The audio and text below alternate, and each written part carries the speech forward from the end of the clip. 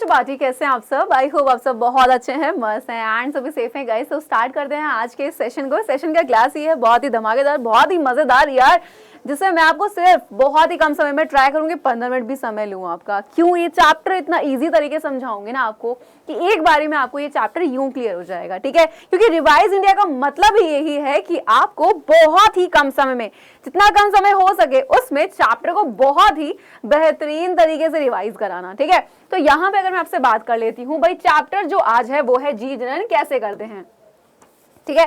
तो शुरू करें फिर बिना देरी करे। देखो सबसे पहली चीज, ये जो चैप्टर सभी बोर्ड में आ रहा है और आज की क्लास का होमवर्क यूट्यूब के डिस्क्रिप्शन बॉक्स में जो लिंक है वहां आपको मिल जाएगा एंड साथ ही साथ जो होमवर्क का लिंक है वो भी डिस्क्रिप्शन में है और जहां पीपीटी मिलेगी वो लिंक भी डिस्क्रिप्शन में, यानी कि टेलीग्राम का लिंक, ठीक है? तो टेलीग्राम लिंक भी डिस्क्रिप्शन है, ग्रुप में जुड़ जाएंगे तो आपको पीपीटी मिल जाएगी। अब यहाँ पे बेटा ये जो इस चैप्टर में टॉपिक आते हैं वो आते हैं बेसिकली जनन आखिर होता क्या है, जनन के प्रकार क्या हो जाते हैं, लैंगिक जनन जिसमें आप नर और मादा जनन तंत्र को पढ़ते हैं और साथ ही साथ पुष्पी पादपों में लैंगिक जनन को आप पढ़ते हैं, अलैंगिक जनन और इसकी विधियां आ जाती हैं एंड जनन स्वास्थ्य आ जाता है, ठीक है? अब यहाँ पे अगर मैं आपसे बात कर लेती हूँ इन सभी टॉपिक्स की तो एक एक करके बात करेंगे। बहुत ही सिंपल से टॉपिक है, बहुत ही इजी तरीके से पढ़ाऊंगी, ठीक है? सबसे पहले बात करते हैं बेटा यहाँ पे जनन की। जनन क्या होता है, ठीक है? तो जनन क्या है कि भाई जनन वो प्रोसेस है जिसमें हम ये कहते हैं कि जीव अपने जैसी, ठीक है, अपने जैसी समान संतति की क्या करता है, उत्पत्ति करता है। तो बेटा या तो आप ये डेफिनेशन को यूज करते हो कि भाई जिसमें जीव अपने जैसी समान संतति की उत्पत्ति करता है, या आप कह सकते हैं कि भैया वह प्रक्रम जिसके जरिए जीव अपनी संख्या में वृद्धि करते हैं। भाई एक जीव ने एक जीव को जन्म दिया, क्या हुआ भाई, दूसरे जीव ने जन्म लिया या नहीं लिया? बिल्कुल। तो यहीं पे ये आपका कहलाया जाता है क्या, जनन, ठीक है? अब यहां पे आ जाती है बात कि जनन के प्रकार हैं। तो बेटा जनन जो होता है वो दो प्रकार से होता है, राइट? एक होता है लैंगिक जनन, एक होता है अलैंगिक जनन। लैंगिक जनन जो होता है बेसिकली, यहाँ पे अगर मैं आपसे बात कर लेती हूँ तो लैंगिक जनन जो होता है इसमें क्या होता है, नर तथा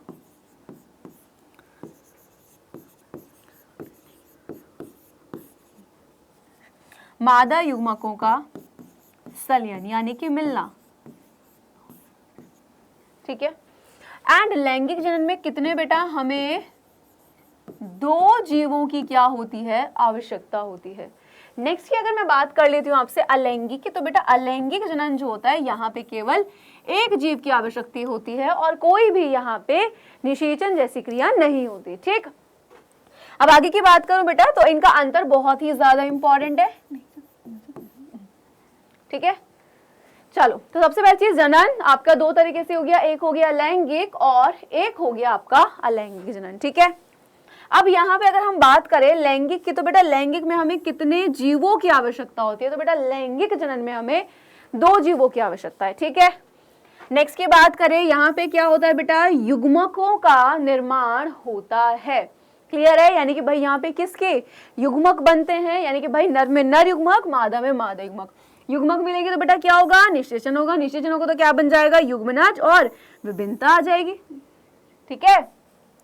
अलैंगिक जनन की बात कर लेते हैं तो एक जीव की ही आवश्यकता होती है और जब एक जीव है तो भाई वहां पे क्या नहीं होता है, युग्मकों का निर्माण नहीं होता है और युग्मकों का निर्माण नहीं होना तो भाई सिंपल सी बात है, निषेचन नहीं होगा। निषेचन नहीं होगा तो क्या नहीं बनेगा, जाइगोट नहीं बनेगा और विभिन्नता उससे कम आती है, ठीक है?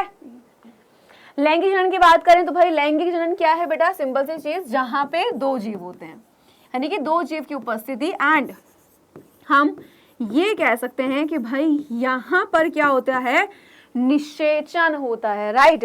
तो निषेचन क्या होता है कि जब नर और मादा युग्मक मिलते हैं, यानी कि भाई जब अंडाणु से आपका शुक्राणु आकर मिलता है,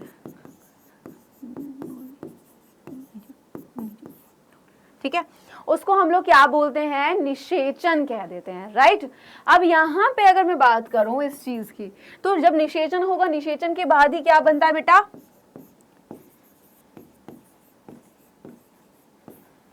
ठीक है, युग्मनज बनता है और युग्मनज के बाद ही क्या बनता है बेटा, वहां पे भ्रूण और फिर धीरे धीरे बेबी बनना शुरू होता है। अब सबसे पहले इसमें आ जाता है यहाँ पे नर जनन तंत्र और मादा जनन तंत्र, जिसमें सबसे पहले स्टार्ट करेंगे नर जनन तंत्र को। बहुत ही सिंपल सा फ्लो चार्ट के जरिए आपको क्लियर हो जाएगा। देखो ये एग्जाम में लॉन्ग क्वेश्चन में आता है, ठीक है, हर साल किसी न किसी बोर्ड में मिलता है देखने को, लेकिन मैं हमेशा बच्चे को मना करती हूँ कि इस क्वेश्चन को अटेम्प्ट मत करना, बिकॉज इस क्वेश्चन का जो डायग्राम होता है वो बच्चे नहीं बना पाते ठीक से, जिसकी वजह से बच्चों के नंबर कट जाते हैं, ठीक है, और थ्योरी पे अच्छे मार्क्स वो ले नहीं पाते। तो बेटर है कि आप इस क्वेश्चन के अलावा कोई दूसरा क्वेश्चन अटेम्प्ट करें, ठीक है, जिसका डायग्राम आपको बहुत अच्छे से आता हो, जिसकी थ्योरी आप बहुत अच्छे से लिख पाए। तो नर जनन तंत्र में क्या होता है बेटा, सबसे पहले आ जाता है वृषण, ठीक है, वृषण में क्या बनते हैं, शुक्राणु बनते हैं।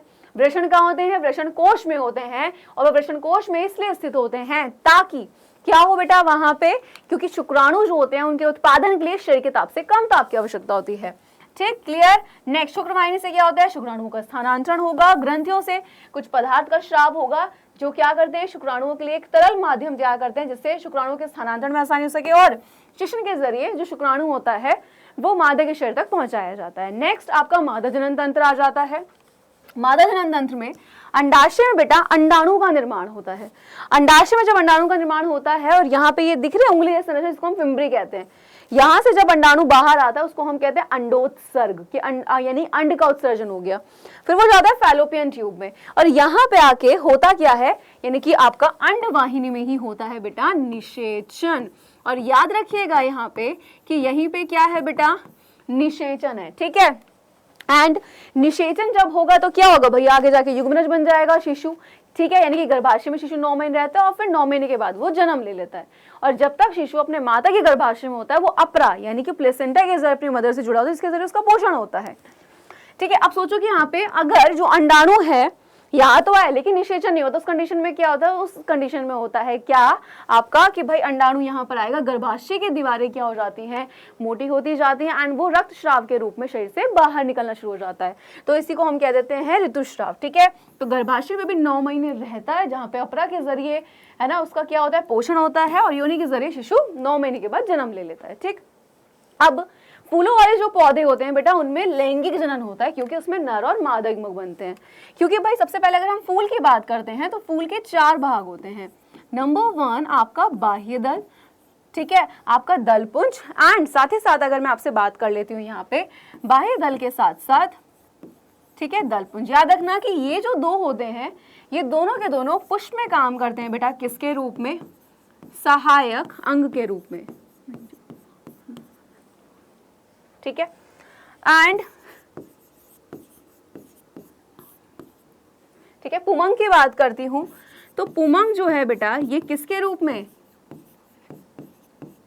नर जननांग के रूप में है, यानी कि भाई पुमंग क्या है, नर जननांग है, जो किससे मिलकर बना होता है बेटा, पुंकेसर से। और पुंकेसर के खुद 2 भाग होते हैं, परागकोश एंड साथ ही साथ क्या आपका परागकोश के साथ आपका आ जाता है पुतंतु, ठीक है, और परागकोश में ही बनते हैं परागकण।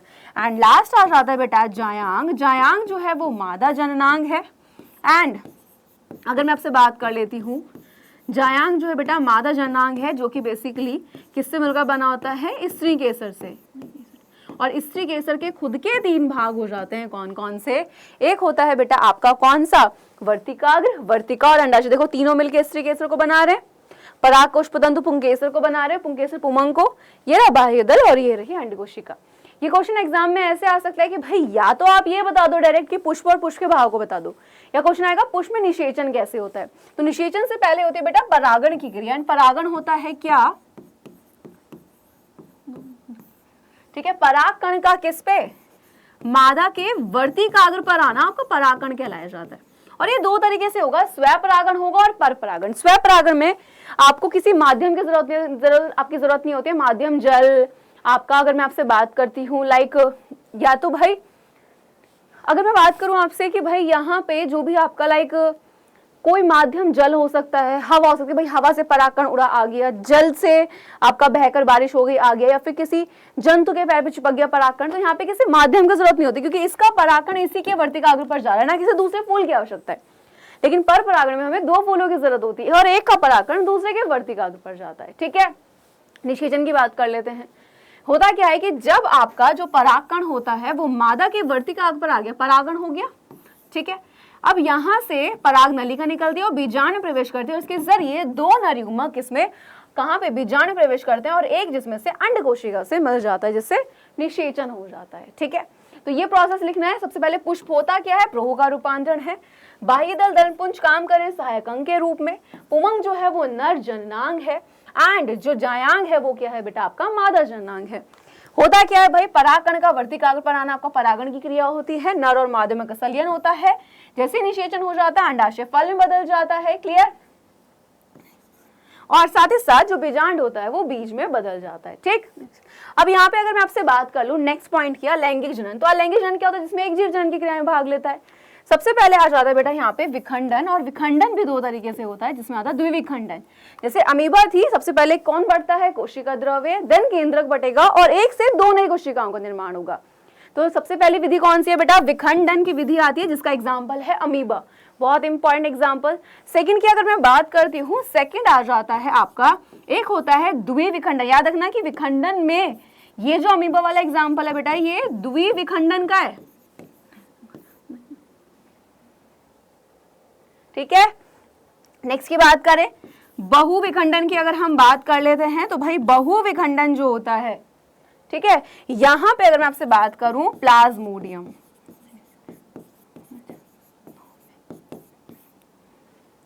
ठीक है, क्या आ जाता है बेटा प्लाज्मोडियम। देखो यहाँ पे एक कोशिका थी, अंदर केंद्रक बढ़ते गए, फिर कोशिका द्रव्य बढ़ते गए, तो बहुत सारी कोशिका आ गई और लास्ट में जाके ये जो आपका सिस्ट होता है, जो कि एक रक्षी भित्ति है, वो फट जाती है, सारी कोशिकाएं बाहर।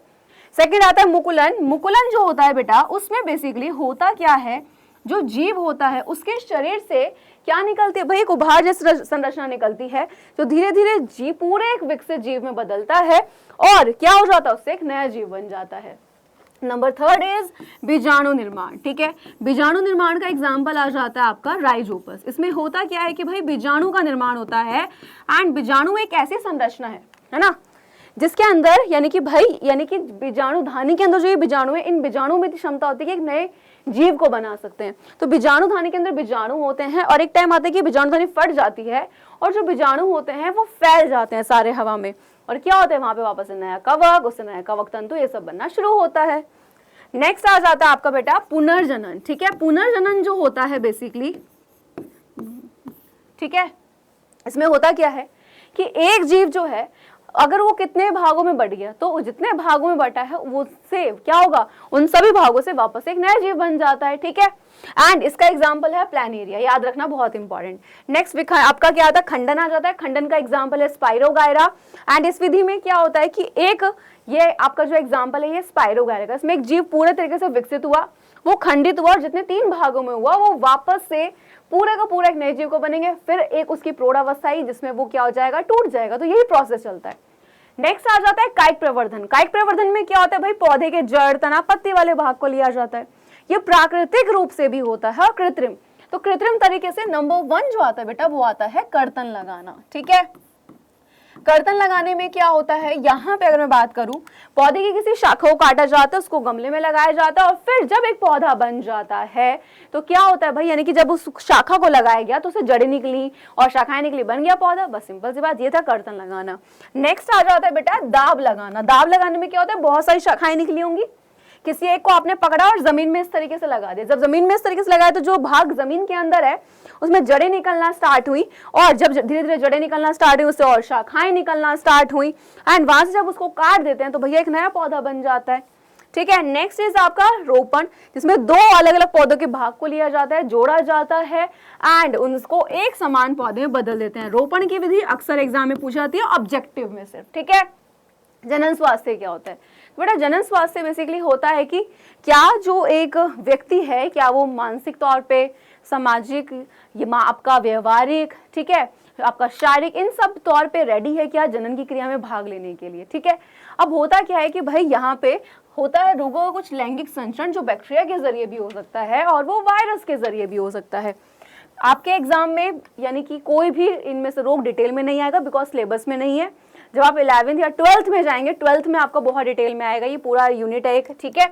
तो अभी सिर्फ नाम याद रखने की कौन सा बैक्टीरिया के जरिए हो रहा है, कौन सा वायरस के, तो इनमें से डिटेल में कुछ भी नहीं आएगा, ठीक है, बस इनकी लिस्ट याद रखनी है। एंड अब यहाँ पे कि भाई होता क्या है कि कोई मतलब लाइक लेडी है, वो प्रेग्नेंट नहीं होना चाहती, ठीक है, तो भाई वहां पे गर्भधारण ना करना, तो उसको क्या बोलते हैं, गर्भरोधन। अब उस प्रेगनेंसी को आप कैसे रोक सकते हो, तो भाई यहाँ पे कुछ आपके यांत्रिक अवरोध होते हैं, कुछ रासायनिक तकनीक। यांत्रिक अवरोध हो चाहे रासायनिक, देखो यांत्रिक अवरोध क्या करेंगे, शुक्राणु और अंडाणु को मिलने से रोकेंगे। जब वही नहीं मिलेंगे तो निषेचन नहीं होगा, निषेचन नहीं होगा तो युग्मनज नहीं होगा, और युग्मनज नहीं बनेगा तो भ्रूण और शिशु नहीं बनेगा।